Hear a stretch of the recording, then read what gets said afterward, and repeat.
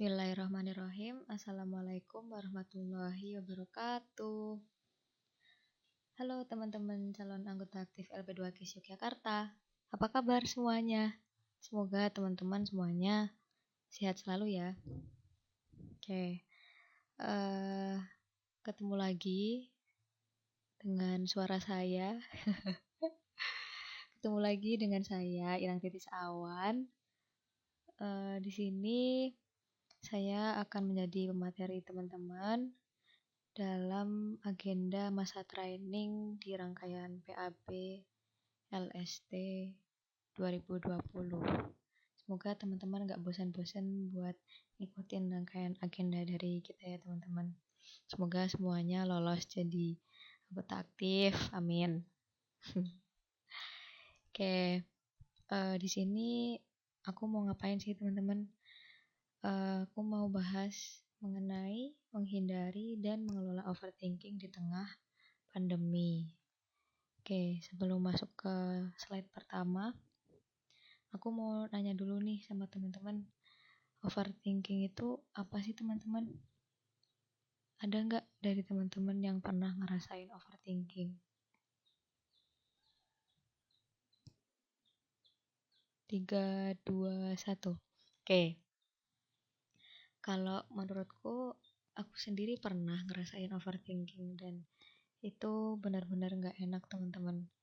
Karena di benak kita, di benak aku itu rasanya kayak overthinking tuh nggak mau sebenarnya, semua orang tuh nggak mau juga gitu kan.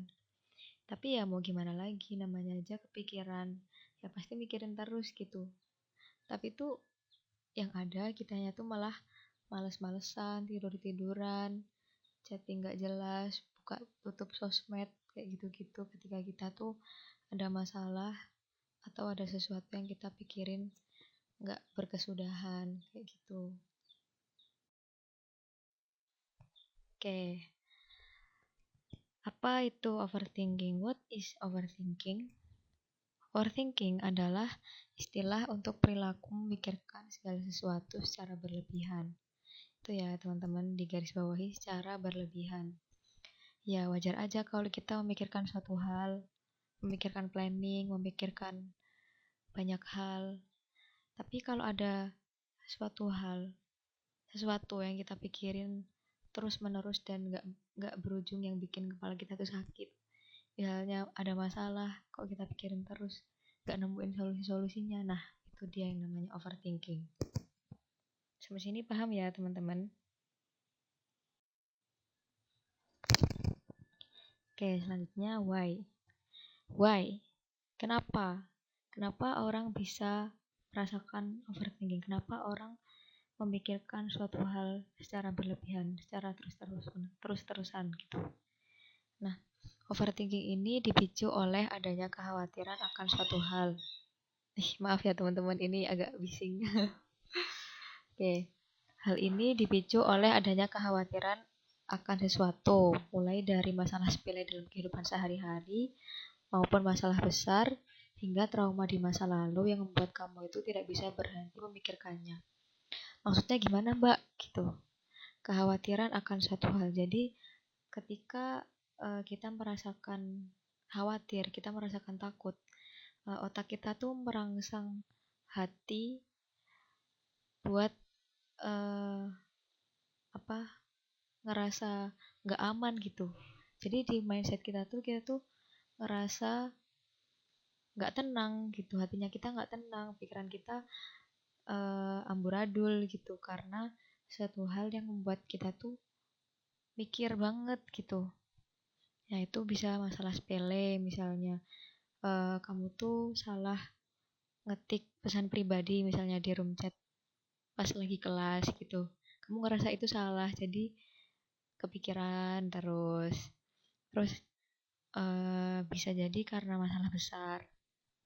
Masalah besar itu misalnya kamu punya masalah sama orang, kamu cekcok sama orang dan itu nggak berujung gitu, nggak nemuin solusi di antara kalian. Nah kamu kepikiran terus gimana caranya buat memenangkan perdebatan itu gitu. Terus bisa jadi karena kamu tuh memiliki trauma di masa lalu, suatu trauma, suatu masalah, suatu fobia mungkin yang membuat kamu tuh takut, nggak tenang, nggak merasa aman, dan itu membuat kamu tuh mikir, aku tuh aku aku mikir ini terus gimana caranya biar nggak kepikiran ini gitu. Aku takut sama cicak, aku nggak bisa tidur gara-gara aku takut cicaknya ada di sebelahku, cicaknya dari atas lama-lama nempel ke aku kayak gitu. Nah aku tuh nggak bisa tidur gitu gara-gara berhenti mikirin, nggak bisa berhenti mikirin kayak gitu. Seperti itu contohnya. Oke, macam-macam kasus yang aku sebutin tadi bisa jadi karena ya kita sebagai mahasiswa gitu kan, karena tugas kuliah nggak kelar-kelar, kita kepikiran tugasnya doang dan nggak ngerjain. Kepikiran doang bikin kita sekalipun ngerjain tugas malah bikin kerjaan rumah numpuk.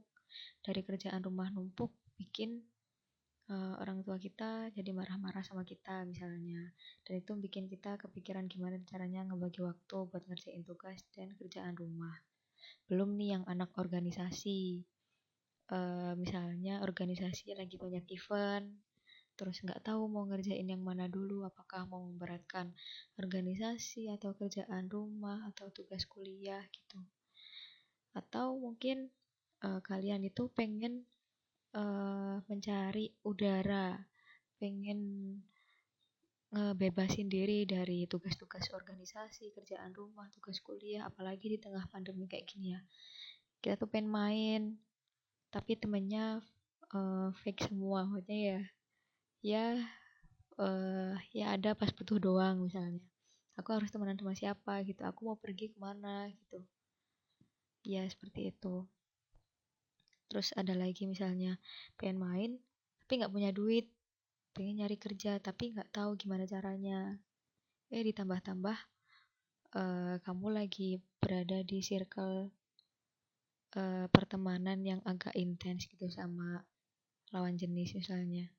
Misalnya kamu ada di posisi friendzone, kamu bingung, ini aku tuh gimana sih, aku tuh sama dia tuh gimana kelanjutannya gitu. Nah, contoh-contoh di atas tuh membuat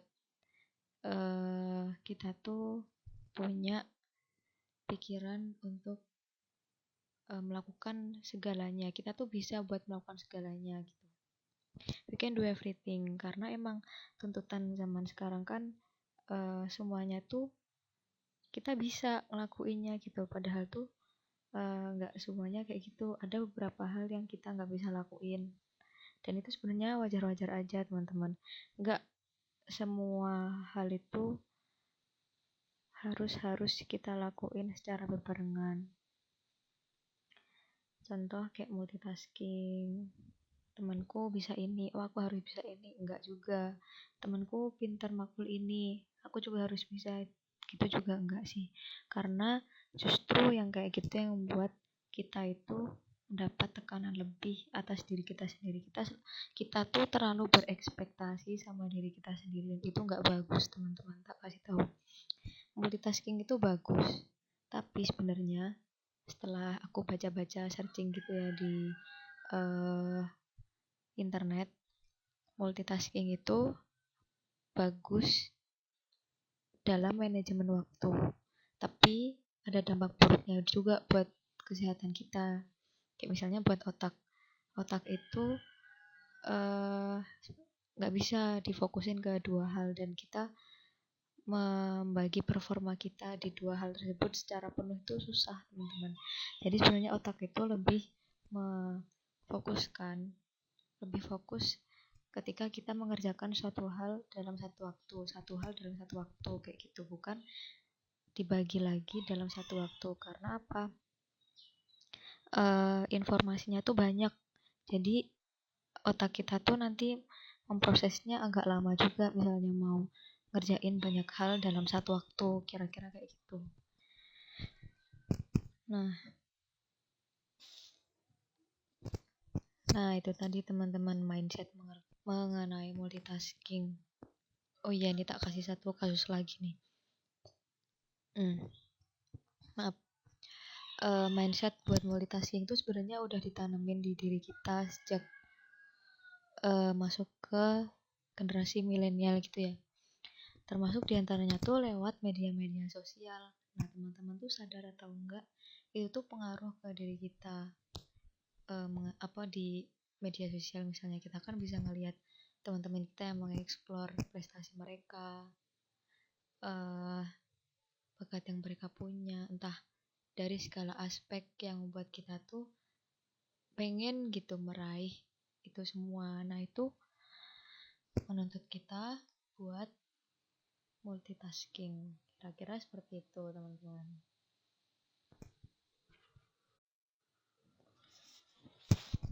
Nah, selanjutnya ada dampak overthinking. Overthinking itu ternyata memiliki dampak, teman-teman. Ya iya dong, masa nggak ada dampaknya.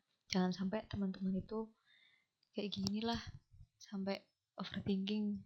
Karena dampaknya tuh beberapa diantaranya ada menghambat aktivitas kita sehari-hari. Kita tuh jadi lola gitu loh teman-teman, karena kita tuh kebanyakan mikir tuh ngabisin energi, malah kita tambah mut-mutan buat makan.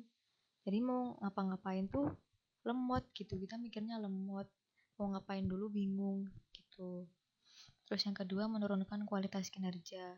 Ya tadi, karena kita bingung, kita nggak maksimal buat ngerjain sesuatu tuh, kita nggak fokus, kita kehilangan fokus buat ngerjain satu hal secara maksimal kayak gitu. Terus yang ketiga, membuat emosi tidak terkontrol.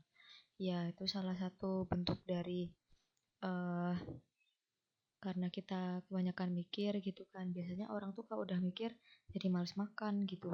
Pengennya mikir aja, kalau udah main HP itu udah cocok tuh. Bikin kita tuh males makan. Nah, habis males makan kan nggak ada asupan energi di diri kita. Jadi uh, ion di tubuh kita, nggak ada air yang masuk, nggak ada energi. Ketika kita diminta apa, kita nggak berangkat. Ya, kita bikin diri kita tuh jadi gampang capek, gampang marah, gampang ya misalnya orang ngomong apa gampang tersinggung, ya kayak gitu-gitu, yang emosi negatif tuh gampang banget menggelayut gitu di diri kita kayak gitu.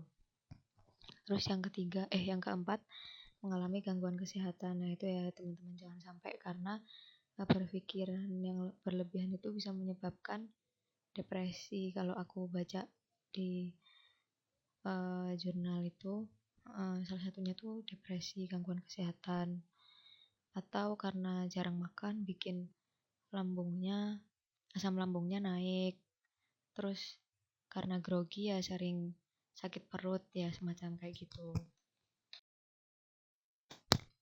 Nah, gimana sih overthinking itu? Kan kita namanya overthinking ya teman-teman, ya mau gimana lagi, namanya aja kepikiran, ya mesti mikirin terus gitu. Nah, itu tuh sebenarnya bisa dihindari, bukan dihindari juga sih, maksudnya jangan dihindari karena menghindari itu susah, teman-teman. Mending kita tuh mengelola hal tersebut. Misalnya ibarat kita tuh suka sama orang tapi ternyata kita nggak tahu dia klik apa enggak, tapi kita ngerasa dia suka sama kita.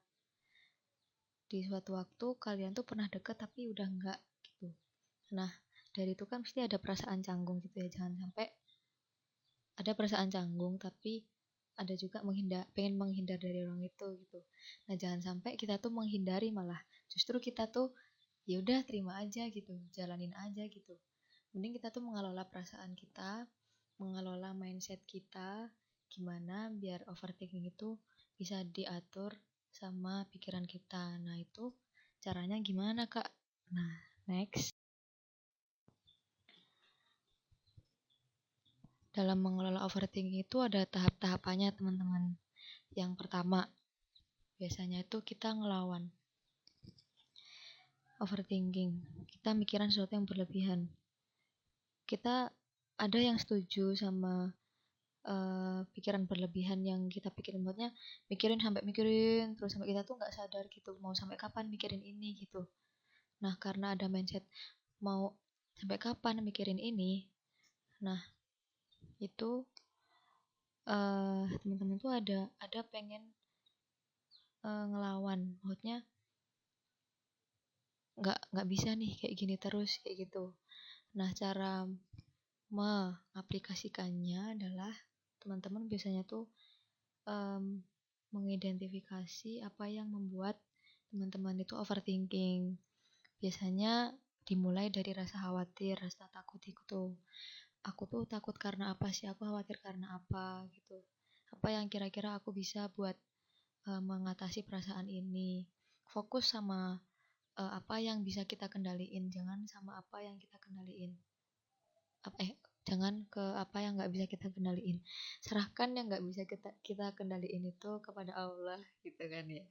Oke, kalau udah tahu tuh kekhawatiran atau ketakutan apa yang kita alami, baru tuh coba menerima, oh ya aku tuh kayak gini, aku tuh ngerasa khawatir karena kayak gini, aku nggak seharusnya tuh membantah hal itu.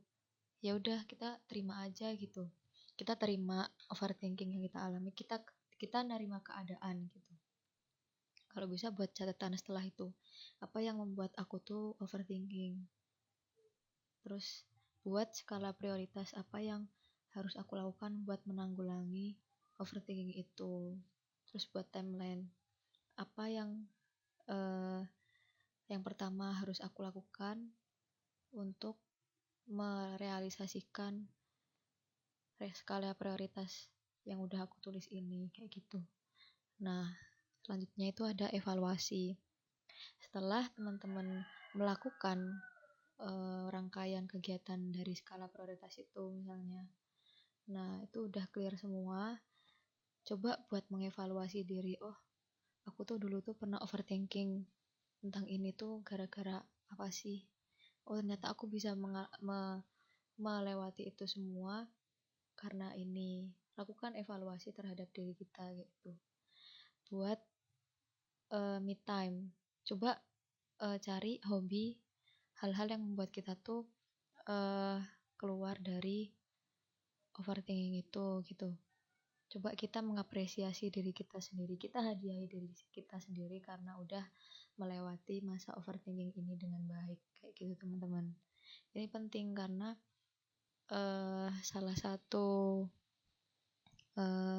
love yourself yang bisa direalisasikan itu ya itu tadi, me time. Cari hobi yang teman-teman itu sering lakukan dan membuat mood teman-teman itu cepat membaik.